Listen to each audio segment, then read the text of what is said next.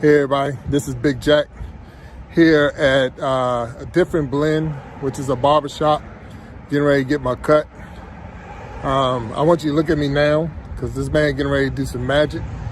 So I'm gonna go in here, check it out, and then I'm gonna show you what the after looks like. So you're seeing it before. Yeah, let me real quick. I was in the military, and I think we was in the National Training Center, which is in Fort Irwin, California.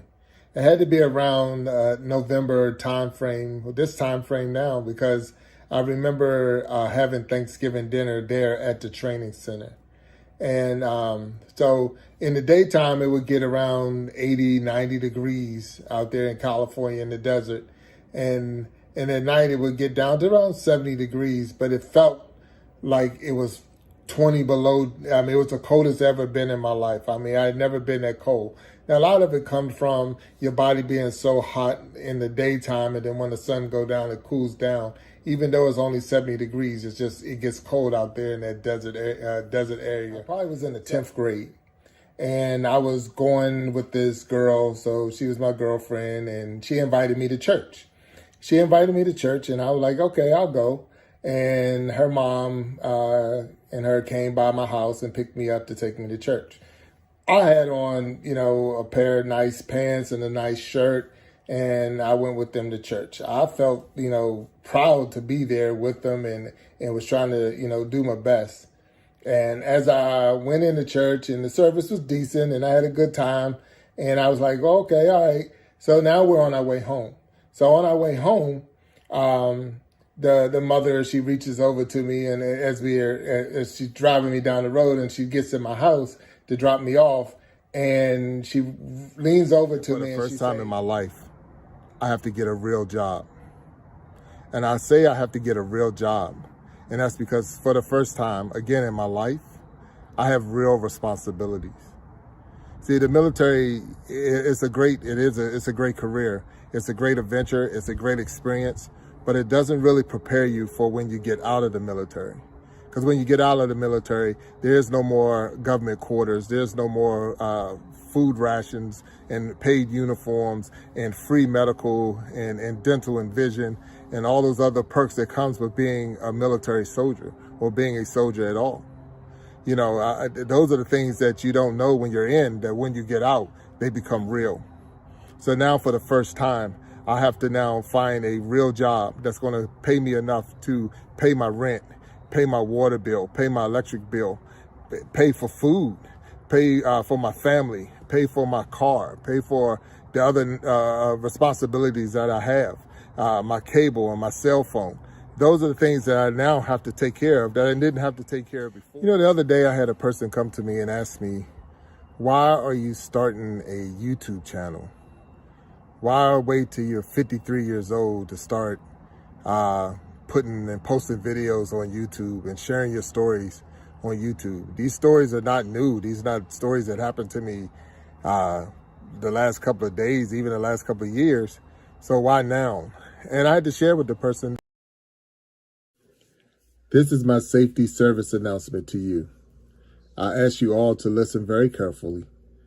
Listen to the whole video, because I would hate for anyone to get hurt. This is a very serious situation. I was in my quarters one day, and this was while I was in the military, and we were getting ready for service, and I had some clothes in the clothes dryer, and then the dryer was running, and we were getting ready, and then I heard this loud noise. I mean, it was like a squeaky noise, but it was real loud, and I'm sitting there like, what the heck is that noise? So I go to the laundry room area in our quarters, and I moved the dryer to see what it was. When I moved the dryer... Hey everybody, guess what? I just found out. I'm on Netflix. I mean, really, I'm on Netflix. I can't believe it, but I am on Netflix. What happened was I was on my way home from work. My cousin called me and he said, hey, check it out, man. We're on Netflix. I'm like, what are you talking about? And he's like, we're on Netflix. And I'm like, yeah, okay, whatever. And I'm still driving, so I can't look it up at this time. So he said, nah, you got to check it out. So he texted me the episode. So if you go to Netflix and right now Netflix has a special they're doing on. Hey, family. When the Lord puts something on your heart, you better stop, listen, and obey.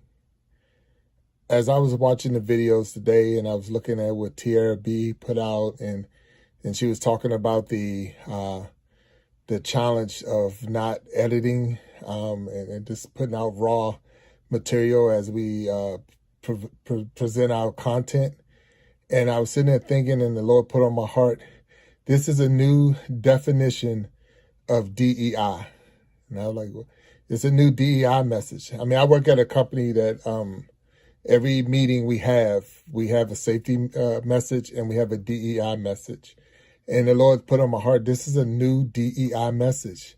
And I'm sitting there like, I can't quite understand what you're saying, Lord. But as he was speaking to me, and he said, listen to the stories.